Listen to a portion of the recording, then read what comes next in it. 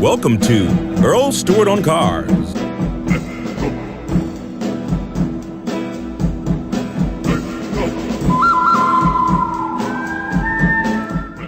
A lot of people think they lease the car from the dealer. The contract is assigned. The dealer gets all their money up front. The leasing company or the bank that the contract is assigned to, they get their money over the length of the lease, 36 months, 48 months, 24, whatever the length of the lease is. So that leasing company or bank insists that you make all the payments. If you signed a 36-month lease, they want 36 payments, and you are legally obligated to make 36 payments. You lose your job, you get seriously ill. If you die, your estate is responsible for those remaining payments of your lease. It's not like a rental. The only difference between a rental and a lease is with a rental, you can bring it back anytime you want to. You can rent a car for a day, a week, a month, whatever you want to do, and you bring the car back. With a lease, if it says 36 months, you're going to be making 36 payments if the lessor insists. Now, sometimes the manufacturers and the leasing companies work together.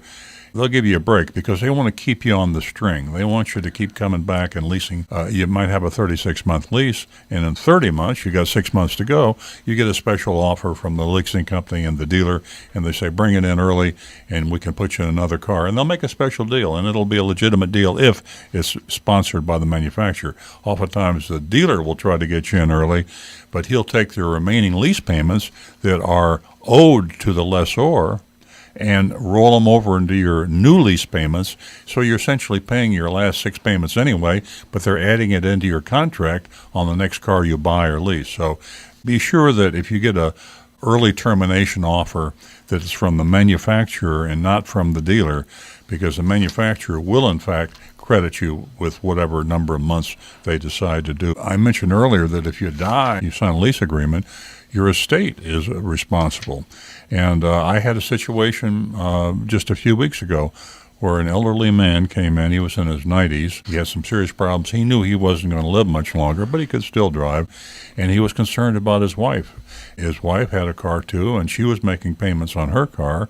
He suspected he would predecease his wife, so he asked the salesman, if something happens to me, if I die, what happens to my car? The salesman says, no problem, you just bring it back. Well, by the time he asked me, it was too late because he had already signed the papers, but I told him, I said, I'm sorry, the car can't be brought back.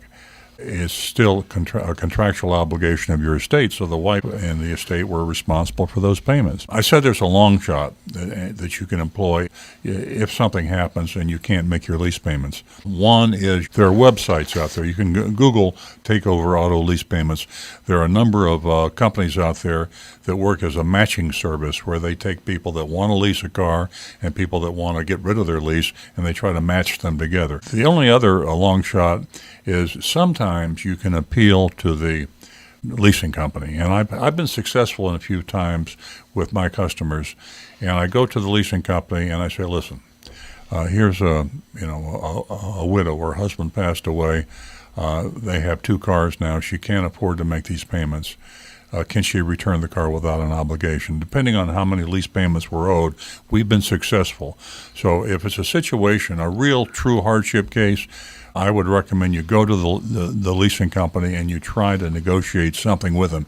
They don't have to do anything. You're contractually obligated. But I've seen mercy on the parts of some leasing companies if you present your case honestly and fairly. As soon as you know you can't make a payment, you should call the lender or the lessor, and usually try to go up the ladder to a supervisor. Sometimes you get people on the desk that are real horses' asses, and they just don't care.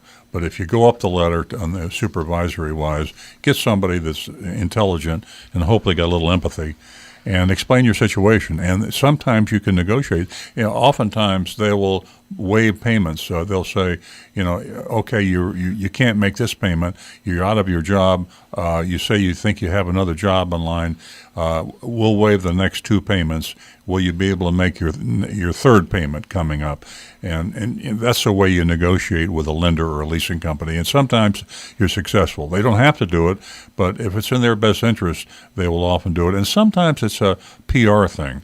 You know, you take a leasing company and you take a situation of the widow I alluded to earlier.